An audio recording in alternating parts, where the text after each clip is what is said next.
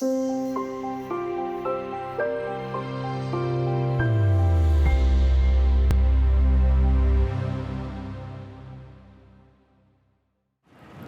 again.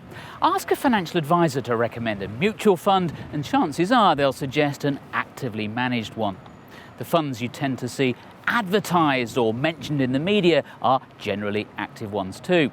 And yet, independent and peer-reviewed research has consistently shown that very few actively managed funds are able to beat low-cost passive ones with any degree of persistence. My work, which applies partly to the US, sometimes to the UK and also to Germany, suggests about 70% of funds are just closet trackers. So you're paying them a fee for something that you could really do yourself.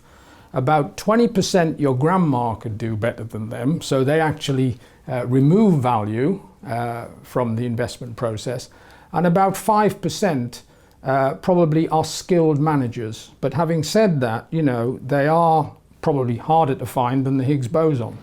It's hard to imagine any other industry surviving, let alone thriving, when only 5% of its products actually work.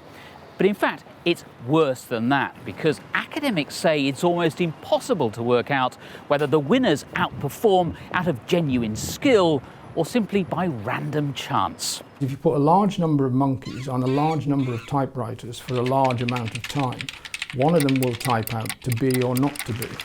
But you don't necessarily hire that monkey to write your next play.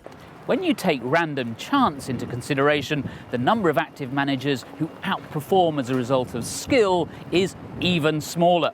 And of course, the challenge is to identify future star performers in advance. As Professor Cuthbertson says, investing in active funds is effectively a gamble. One explanation for why so many of us do it, he says, is that people like gambling. He also thinks the media is partly to blame. When you see gurus on the telly, I mean, sometimes people who are not that clever always sound very precise and very cocksure.